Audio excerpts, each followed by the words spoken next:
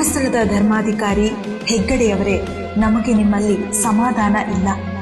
ನೀವು ಅಂದು ಅಂಗೈಯಲ್ಲಿ ಕೊಟ್ಟ ದಾನ ಸಾಲದು ಅಂತ ಗ್ರಾಮ ಗ್ರಾಮಗಳಿಗೆ ನಿಮ್ಮ ತಂಡದೊಡನೆ ಬಂದು ಮಾಡಿದ ಆ ಅಭಿವೃದ್ಧಿ ಕೆಲಸ ಇಂದು ನಮ್ಮನ್ನ ಎದ್ದು ನಿಲ್ಲಿಸಿದೆ.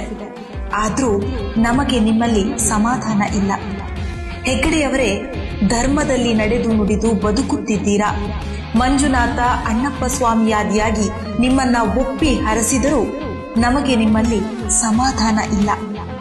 ನೀವು ಬಡವರಿಗೆ ಹೆಗಲಾದದ್ದು, ವೃದ್ಧರಿಗೆ ವಾತ್ಸಲ್ಯ ನೀಡಿದ್ದು, ಕೆರೆಯ ಮೂಲಕ ದಾಹ ತಣಿಸಿದ್ದು, ಹಿಂದೂ ಧರ್ಮ ಗೋಪುರಕ್ಕೆ ರಕ್ಷಾ ಕವಚವಾಗಿದ್ದು ನಿಜ. ಆದರೆ ಏನೇ ಹೇಳಿ ನಮಗೆ ನಿಮ್ಮಲ್ಲಿ ಸಮಾಧಾನ ಇಲ್ಲ.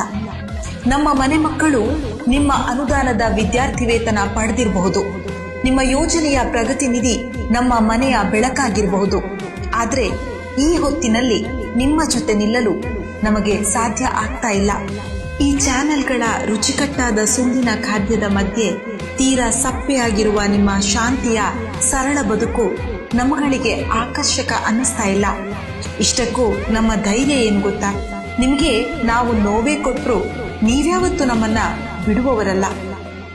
ಹೆಗ್ಗಡೆಯವರೇ, ನಿಮ್ಮ ಹೃದಯ ತುಂಬಿ ಒಮ್ಮೆ ನಮ್ಮನ್ನೆಲ್ಲ ನೀವು ಮಾಡಿದ್ದು ಸರಿಯಾ ಎಂದು ಕೇಳಲಿಲ್ಲ ಯಾಕೆ? ಅಲ್ಲೂ ಮೌನವೇ ನಿಮ್ಮ ಆಭರಣ ಆಯ್ತಲ್ಲ. ಇಷ್ಟೊಂದು ಒಳ್ಳೆಯತನ ಪಡೆಯಲು ನಾವುಗಳು ಅರ್ಹರೇ ಹೇಳಿ? ನಮ್ಮಿ ಪಾಪಕ್ಕೆ ಮುಕ್ತಿ ಏನೆಂದು ಒಮ್ಮೆ ನಿಮ್ಮೊಡೆಯ ಮಂಜುನಾಥನನ್ನ ಕೇಳಿ.